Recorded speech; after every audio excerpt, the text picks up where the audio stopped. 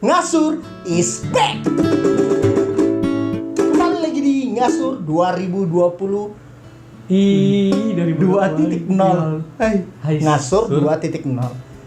Pam pam param pam pam pam pam pam. Kayak agak canggung gitu ya. Iya, ya, by the way. Ya, ini bisa dikatakan season 2 enggak sih sebenarnya? Season 2. Bisa ya? Bisa. Oke, karena Jadi nanti hashtag Ngasur 2.0. seasonnya Series Ngasur. gimana, Man? Apa kabar? Selama 1 tahun ini? Selama 1 tahun ternyata kita review dulu dari Ngasur ya, video Ngasur.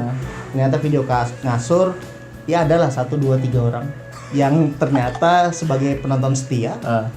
Selain sebagai penonton setia, dia juga itu berharap bahwa ada Ngasur.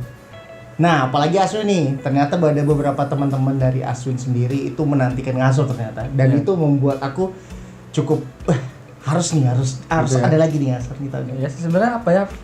Memang sejak awal kita buat Ngasur kan juga nggak ada tekanan ya. Iyalah. Buat aja gitu, ngomong aja. Dan mungkin karena sudah lama nggak bikin video ini, jadi mohon maaf aja kalau kita memang masih menyesuaikan diri ya, Man ya. Iya sih, kembali sedikit canggung lagi. Iya, kayak episode awal-awal kita gitu tuh. Tapi maksudku seenggaknya kesininya kita sudah belajar banyak hal, dan aku yakin lah banyak pembahasan yang akan kita bicarakan ya. Dan pasti untuk 3 penonton setia tadi akan bertanya, Win, Apa? kemana sosok Abang Gondrong kita? Nah, Oke, singkatnya gimana tuh? hari ini Adam sedang melanjutkan studi S2 di Surabaya. Oke. Gini, Win, ini kan kita lagi COVID-19 atau Corona. Oke. Lagi ada wabah. Nah, sebenarnya perlu kalian ketahui, video ini direkam setelah terjadi Corona. Biasanya kan orang video ini direkam sebelum Corona kan. Video ini direkam setelah wabah lagi terjadi. Dan pasti kita insya Allah sejauh ini masih sehat ya. Iya. Kita juga jaga kebersihan walaupun memang ya ada SOP-nya lah, ada prosedurnya. Aman lah, pokoknya pasti aman lah. Ya. Kayak pembahasannya, Win, untuk episode pertama ini terbesit di pikiranku gitu loh. Apa itu? Bagaimana ya jika wabah corona bahkan sampai 4-6 bulan ke depan lagi. Okay. Apa sih yang terjadi untuk kepada kita gitu loh. Dari sisi apapun, dari segi manapun. Seperti itu. Segi boy. Segi. Oke. Gimana? Menurut lu gimana? Banyak sih, jujur ya, Man ya. Oke. Aku hampir tiap hari, kita nggak mungkin lah di seluruh Indonesia bahkan dunia tidak terbesit satu kata, yaitu corona, di mana-mana corona. Ya. Dan jujur hari ini aku sudah kesal, muak dengan pemberitaan, dan jujur aku sudah nggak peduli mau itu positif atau mau negatif. Saking pada akhirnya pemberitaan di mana-mana itu tentang itu. Terganggu kamu ya? Jujur terganggu. Kenapa, Win? Karena pada akhirnya bukan fisik aja lagi yang terganggu, mental kita lama-lama kayaknya ketakutan dengan situasi semacam ini. Bukan berarti ini jujur kebencian atas dasar bahwasanya aku bosan aja dengan berita ataupun pemberitaan. Kayaknya angka naik tiap hari tuh. Iya. Ternyata positif bener-bener. Terus buat kita tapi makin was-was ya. Iya, positifnya tuh naik terus kan. Kayak gitu nah. Ya jujur aku terganggu sampai sejauh ini. Dan tadi kalau seandainya Rumah nanya bagaimana kalau seandainya 4 bulan atau 6 bulan ke depan, bahkan mungkin sampai akhir tahun. Benar. Banyak prediksi lah ya. Banyak prediksi ya. Ya. Yang pasti kehidupan kita bakal berubah total. Benar sih. Yang pasti juga makin banyak masalah. Tingkat kriminalitas pasti tinggi sih. Semuanya, mau ekonomi, budaya, ekonomi akan abis itu apa lagi? Agama bahkan pasti kena juga kan.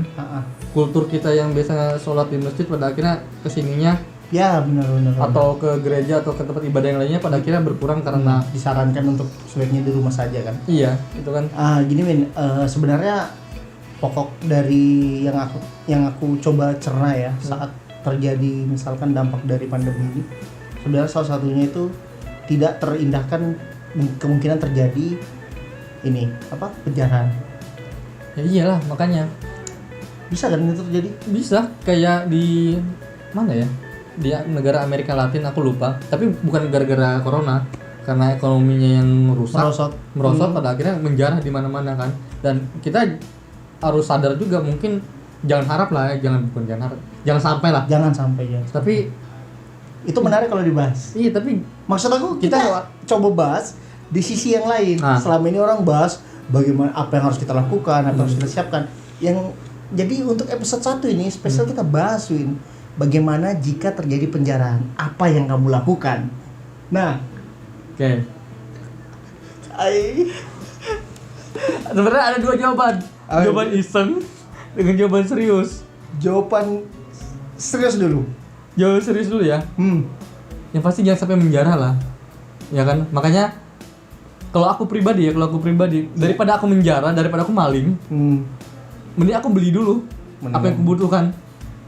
Ya kan? Kalau trennya ke sini justru makin berbahaya buat kehidupan kita, mau nggak mau ya tadi kita harus ngestok sesuatu untuk kehidupan kita. Ya kan? Kita harus menyelamatkan orang-orang di sekitar kita, di lingkungan kita juga pada akhirnya di situasi semacam ini. Ya apa yang mau dibeli ya macam-macam gitu ya. Ya hal mendasar lah, hal pokok lah. Kalau lu apa man? Kalau aku serius ya. Nah. Kalau serius, kayaknya aku akan terlibat di penjara.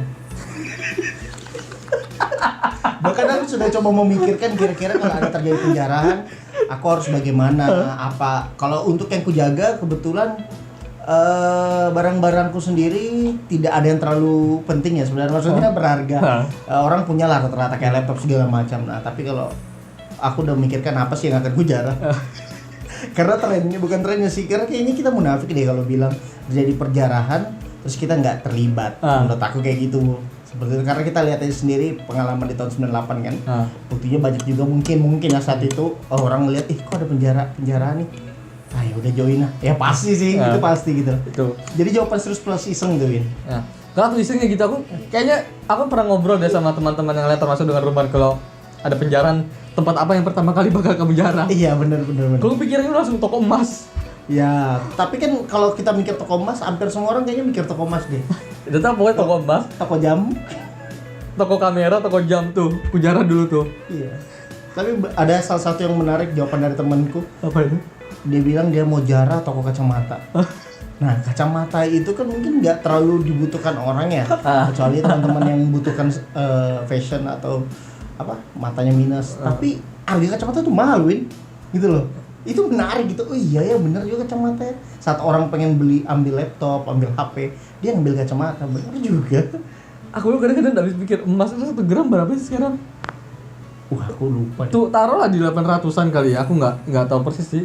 Kamu 1 kilo emas sudah berapa 100 juta yang bisa kamu kantongi cuma buat 1 kilo loh. Iya, tapi kan berebut sama banyak orang pasti kalau emas. Penjara. Akhirnya rata-rata temanku juga aku tanya, kalau pertama kali terjadi penjarahan, tempat apa yang bakal kamu jarah? Iya. Semuanya rata-rata tempat makan, cuy. Warung. Itu maksudnya jawaban yang konyol gitu loh. Kalau kamu hari ini orang pengen bertahan, ingin menimbun sebanyak mungkin modal, tapi dia malah mikirkan makan. Itu kan aduh, maksud aku kayak apa ya? Konyol lah. Iya, macam-macam sih pikirannya. Kalau aku habis mencuri itu semua, menjara itu mencuri. Okay. Sama aja sih mencuri menjara. Habis menjara itu semua, aku ke hypermart. Untuk diam di situ. Udah diam aja. Sudah kerjakan aja. Oke. Dia diam udah di situ. Nah, selesai. Aku tuh begitu tuh. Iya sih. Jadi cukup menarik ya kalau terjadi penjara. Cuman maksud kita mungkin ini ada unsur juga komedi ya. Kita nggak sebenarnya tidak mengharapkan itu, bahkan kita sangat berdoa semoga cepat pulih ya. Karena benar-benar wabah ini bukan cuma berpengaruh terhadap ekonomi, bahkan berpengaruh terhadap dunia kerja kita, khususnya saya sebagai petugas medis. Ya mungkin kemarin isu-isu tentang tugas medis segala macam mungkin kita akan bahas nantilah di episode lainnya, pandangan Aswin gimana terhadap itu, karena itu beberapa pekan ini sebagai win konsentrasiku. Intinya kita nggak berharap bahwasanya terjadi penjarahan lah, dan kurasa sejauh ini enggak lah. Ya, tapi pesan moralnya malam ini maksudnya, persiapkan diri Anda jika terjadi penjarahan, karena semua orang akan berpikir yang sama sama kayak kalian, contohnya emas segala macam. Iya, karena pada akhirnya pikiran kita bakal tertuju atas satu hal gitu. Selamatkan diri sendiri. Iya, itu poin paling penting. Jadi selamatkan diri sendiri. Yang paling penting menurut aku adalah bagaimana menjaga aset kita sendiri kan. Jadi kalau orang-orang berfokus untuk mencuri, orang-orang juga pasti akan lupa untuk bagaimana menjaga aset sendiri. Takutnya dia lagi mencuri, ternyata orang lain mencuri rumahnya sendiri kan. Jadinya tuh berkeliling aja. Barangnya berkeliling aja. Dan otomatis tingkat kriminalitas tinggi kan, Win. Ah. Otomatis pasti orang rela karena mantap aman lah untuk merebut suatu hal apalagi yang berharga. Ya pasti jangan sampai, itu lagi titik poin kita, jangan sampai terjadi itu. Dan Iya. sejauh ini sih kalau aku lihat kayaknya enggak deh. Iya. Enggak bakal deh. Semoga enggak. Di seluruh dunia, bahkan negara yang mungkin lebih parah daripada kita enggak sampai segitunya. Iya. Ya kan? Jadi tadi sih intinya apa ya? Teman-teman juga harus hati-hati di Benar. situasi ini. Di situasi ini. Karena di sisi lain bukan hanya ketakutan kita dengan virus ini, tapi justru secara tidak langsung sedikit demi sedikit ini ngerubah tataran sosial kita nih. Iya. Ya kan? Teman-teman mulai ngejaga jarak. Iya. Ya kan? Yang katanya dulu nggak pernah ngumpul di rumah tiba-tiba langsung ngumpul di rumah semua. Iya, benar. Teman-teman yang jauh sekarang lagi telepon-teleponan. Nasur nih poinnya adalah kita berbagi yang ingin kita bagi, Iya. opini kita. Jadi kita ingin kembali ke situ. Nah, tapi menurut kita karena ini banyak kebetulan ada dan kita udah menyambut Ramadan dan Ngasur ini kan program yang kita buat, program yang saya buat sama temanku Aswin ini tujuannya simpel, yaitu untuk menemani teman-teman yang lagi menunggu menjelang sahur seperti itu. Mungkin teman-teman itu aja, sekali lagi kita tidak ingin jadikan wabah corona ini sebagai aji mumpung gitu loh. Karena ada wabah ini kita bahas sih, tidak. Jadi kita usahakan di episode 1 aja membahas tentang bagaimana jika terjadi penjarahan. Iya. Karena kita ingin fokus pada pembahasan atau perang argumentasi opini-opini kita di pembahasan yang lain. Mungkin itu aja, Win. Dan tadi satu lagi, jangan terlalu menganggap serius konten inilah ya. Iya, benar itu. Walaupun kita agak canggung sekarang, agak kaku, tapi ya kita nggak, abis ini kita nggak tahu kok gitu loh. Kita di sini ataupun di luar sebenarnya sama aja gitu, nggak ada bedanya. Benar. Kita cuma share opini kita sih. Kayak apa kalau terjadi hal itu gitu aja. Jangan sampai kita lupa bahwasanya banyak hal-hal yang penting lah yang terabaikan di sekitar kita karena kita terlalu fokus akan satu hal. Mungkin cuman ya. Benar, tapi yang terpenting lagi bahwa benar-benar Ngasur ini kita buat adalah untuk menghibur kita pribadi, karena menyampaikan opini kita secara terekam, dan untuk teman-teman penonton setia kita. Mungkin tahun kemarin 3, mungkin tahun ini bisa jadi 10, 20 mungkin. Itu kan walaupun iseng-iseng, tapi aku pribadi sekarang mulai punya harapan gitu loh untuk menyenangkan para penonton kita ini. Karena merawat itu lebih sulit dibanding menumbuh. Apa ya? Aku mau ngebantu ini semua bukan karena rumah temanku, karena aku juga senang berbagi. Ya senang berbagi, dan Ruman memfasilitasi aku lah untuk ada di video ini. Siap. Untuk bisa menyalurkan apapun itu yang berhubungan dengan opini atau hal-hal yang terjadi di sekitar kita. Mungkin teman? Ya, benar. Sekali lagi teman-teman, saya Muhammad Ruhman. Saya Aswi. Mohon undur diri. Salam keren.